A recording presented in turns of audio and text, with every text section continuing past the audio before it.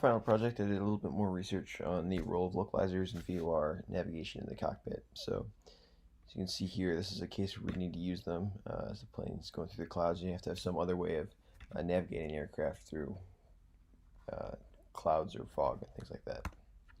So, VOR is a VHF omnidirectional range, and it's an antenna that's ground-based, and the airplanes receive the signals from that antenna. It's only for horizontal navigation. There's no altitude information that the VOR sends. The instrument that pilots read in the cockpit is the CDI, or the course deviation indicator, and most airplanes have some way of reading that in the cockpit. It's mainly for en route navigation and some non-precision approaches. So as we get closer to the runway, like you saw in the previous slide, you wouldn't be using a VOR for navigation usually. The other kind of radio navigation that's also in the VHF frequency is a localizer, and a localizer is also in with ILSs as well, which is an instrument landing system, which uses both a localizer and a glide slope. And those are precision approaches, and those give both vertical and horizontal indication or navigation. They're also where the VOR you can set a particular course and choose what direction you're going. A localizer and an ILS only transmit one direction, and so they don't have that omni function to them. So in the pictures below, you can see the lower one is a picture of the localizer antenna, and the top one is a picture of the glide slope antenna, and those two together make up an ILS system. The way that we read these signals in the cockpit is either a CDI or an HSI. So a CDI or course deviation indicator, those are the two on top, and those will give you your position relative to the course. They don't give any heading information, so if you can see down at the bottom left corner, there's the OBS, which is the Omni Bearing Selector, and that is able to set what direction or radial is what we call it to the particular station they're going to. So right there, there's flags on it, but that would be the 360 or the 0 radial. And that just tells us the course. It tells us what direction from that we are. So if we look now to the right, that's also another type of CDI. It doesn't have the glide slope information on it, but you can see that it's also set to north. And the dot, which is like the airplane, is off to the right side, which means it's to the east of that north course. However, we could be pointing any direction. We could be pointing south, it doesn't really show it. It also has the to from flag, which shows that the VOR would be behind that the airplane symbol. Next is a HSI, or horizontal situation indicator. This is generally preferred by pilots and mechanics and aircraft operators because it gives a little bit better situational awareness. Instead of having just the course, we set the course on the yellow arrow, and then the airplane is still the location. However, it also gives us heading information, so the direction that the top white line or orange line on the right side is pointing would be the direction that we're actually flying. So this makes intercepting courses a lot easier, and it combines two instruments into one. So if you look on the right HSI, on the lower right HSI, there it shows us as north of that east course.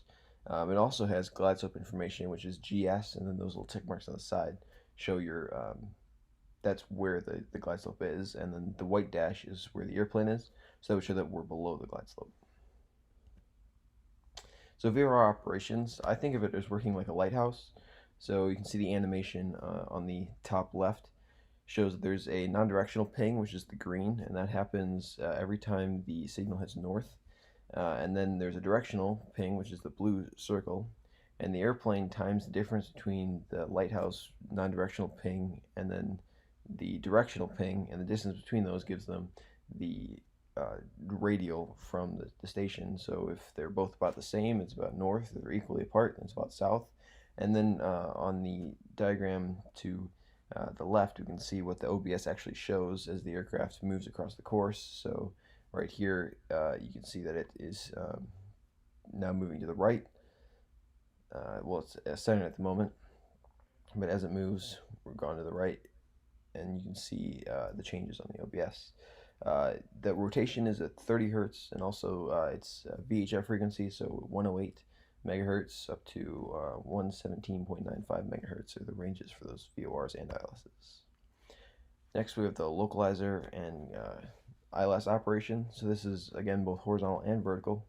And instead of having those different frequencies that move, this just has two different, slightly different frequencies that are transmitted from the localizer, and they make these two lobes that you can see on the top right diagram there. And so the instrument just picks up which one it's getting more of and is able to find the center line of the runway. Usually they're about 2.5 degrees of accuracy, and the same thing happens for the glide slope, except instead of being lateral, it's vertical. And you can see kind of a demonstration of that in that animation in the bottom left corner there, where it starts above the glide slope and then descends onto the glide slope. And you also see the different changes that happen to the CDI indicator as the aircraft flies through the course. These are not radio selectable, so unlike a VOR where you can choose what direction from you are, this is just one direction, whatever the direction the runway is, and that's somewhat for safety, and you're only ever going to approach the runway in one direction, so there's no real point in having a selectable localizer. Some supplemental instruments that go along with this are DME, or distance measuring equipment. It does basically what it says it does. It measures the slant range distance. So that's just the direct distance from the aircraft. So you can see in the diagram on the top right that distance is going to be have some error to it based on how far away you are, and those are usually associated with VORs. They can be standalone as well. Next is a non-directional beacon. Those are their own type of radar navigation. However, they can be used in coordination with ILSs to give you different locations on the approach. And then all the way to the left are the marker beacons, which also give you a location down the localizer. So there's outer, which is blue. That's usually about 1,500 feet over the ground on the ILS. The middle marker is usually about minimums, or the lowest that an aircraft can fly before it has to break out of the clouds. And then the inner marker is usually right before the end of the runway. You can also see the way that it works. So there's a 75 megahertz receiver, and then it filters out the different tones so that there's only one antenna needed to get all three of those different markers. And by what frequency is going through that antenna, it's able to determine which marker beacon you're over the top of. Some errors and failures that you may have. So on the aircraft, if the antenna was to break for some reason, or there was one of the wires that went to the antenna was broken, that could obviously give you a complete navigation failure. And you can see here a couple different types of antennas on the screen there, and that is they're usually at about a right angle, a dipole antenna, and that's to give good navigation in 360 degrees from the antenna. There's some line of sight obstructions, so if you're at low altitude, as we know, the Earth is curved, so if you're too far away from the station, there could be earth in between you and the station, and you might not be able to receive the antenna. Altitude is a big factor. If you're too low, you might not be able to see it. However, also if you're too high, you can't see it. And then also down in the bottom left, you see what's called the cone of confusion. So when you're right over the top of the VOR, that's kind of exaggerated for what the VOR would really be like, but you can't really determine your location when you're right over the top, because you're never going to fly right over the top of it, so the CDI needle will swing to one or the other side. And then obviously you can have a ground-based failure where the station itself fails for some reason and isn't usable. There are some accuracy checks that have to be done on aircraft VOR equipment.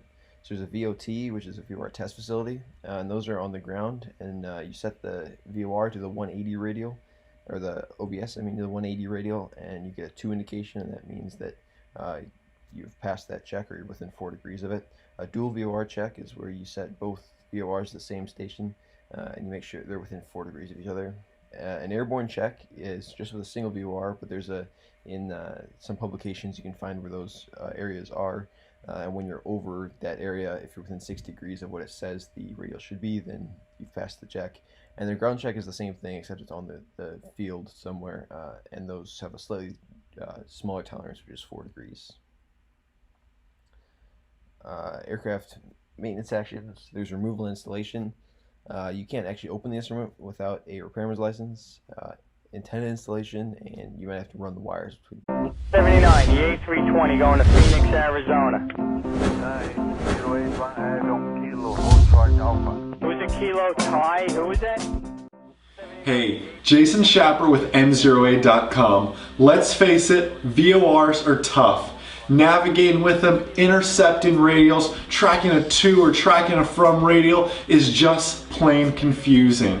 In this video, we're going to look deeper into VORs so you have a better understanding and you can intercept any radial your instructor or examiner asks you to. Let's go ahead and watch the video.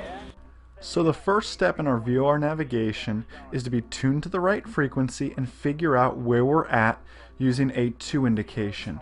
So in the top right corner you can see us moving our OBS until that arrow flip-flops over like it just did to a to indication. Now we're looking to just simply center up the needle. You can see the needle's starting to come in, and it comes in about a 340 heading. So that goes to show us that it would be a 340 heading to the station, which the reciprocal of that is a 160 from, which is where we are because we're on a southerly heading. Okay, so our next step is to go ahead and turn to that 340 heading. We're going to go ahead and fast forward through this a little bit because it's such a long turn. So we turn all the way around to that 340 heading. We're asked to intercept the 020 radial.